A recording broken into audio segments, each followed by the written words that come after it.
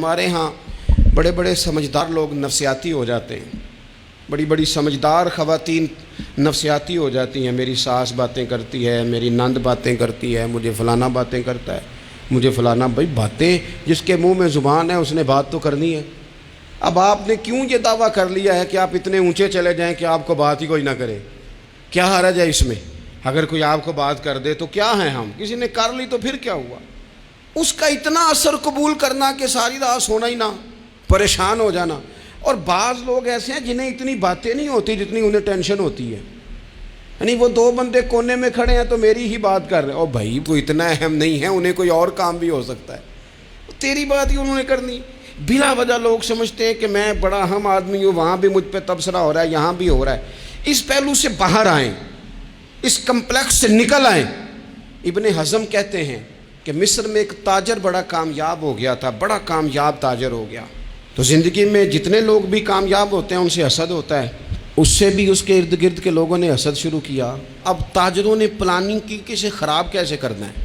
وہ ایک دن اپنے گھر سے نکلا، سفید کرتا سفید پگڑی باندھ کے باہر۔ اب 5-6 لوگوں نے پہلے سے منصوبہ بندی کی ہوئی تھی۔ ایک صاحب اسے ملے، کہنے لگے ماشاءاللہ آج تو سفید کرتے پر سبز امامہ، سبز پگڑی بڑی ہی اچھی لگ رہی ہے۔ تو وہ ہنس کے کہنے لگا لگتا ہے آپ سو کے اٹھ کے آئے ہیں، پگڑی تو میری سفید ہے۔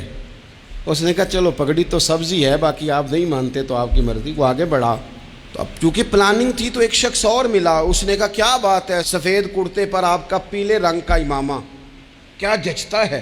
اس نے کہا یار کو خدا کا خوف کر۔ ہنس کے کہا کیا ہو گیا، تیری اینک کا نمبر تو نہیں تبدیل ہونے والا ہوا؟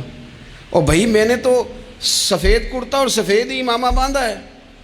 اب 2-3 لوگوں کی دفعہ تو وہ مسکرایا، لیکن وہ ڈھیر سارے لوگوں نے منصوبہ بندی کی تھی۔ وہ جب چوتھے کے پاس گیا تو اس نے بھی کہا کہ کیا بات ہے سفید کرتے پر پیلے رنگ کے امامے کی؟ اس نے کہا پیلا کہاں ہے؟ اب وہ غصے ہونے لگا۔ اب وہ چھٹے کے پاس گیا تو اس نے کہا جناب کیا بات ہے سفید کرتا اور کالا امامہ؟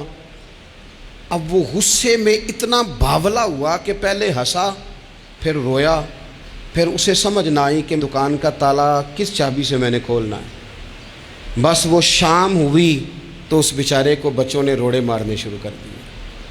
وہ اتنی تکلیف میں آ گیا کہ لوگ اسے پاگل کہنے لگے۔ کیوں؟ اس لیے کہ لوگ منصوبہ بندی، افواہ تھی نا کہ میری طبیعت خراب ہے، تو لوگوں نے حال پوچھ پوچھ کر بیمار کر دیا۔ لوگوں کی باتیں، لوگوں کے تبصرے، لوگوں کے کومنٹس۔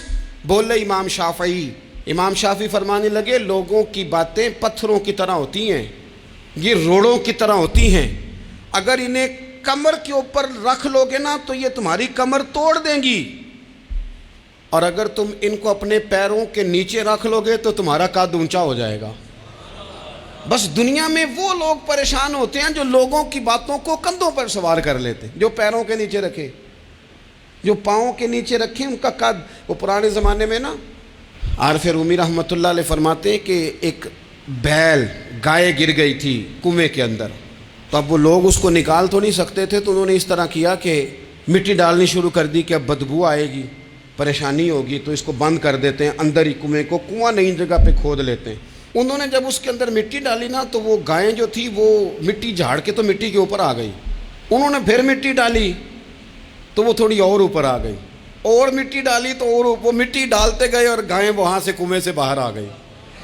لوگوں نے دفن کرنا چاہا، وہ باہر نکل آئی۔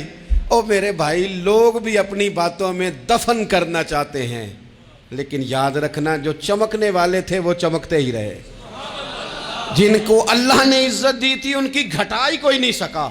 اتنی لمبی زبانیں کھول کے لوگوں نے صحابہ کے بارے میں باتیں کی، لیکن سورج چمک رہا ہے صدیق اکبر کی شان کا، عظمتیں دمک رہی ہیں فاروق اعظم کی، عروج ہے جناب فاروق اعظم کو، نگر نگر گلی گلی دنیا علی علی کرتی چلی جا رہی ہے۔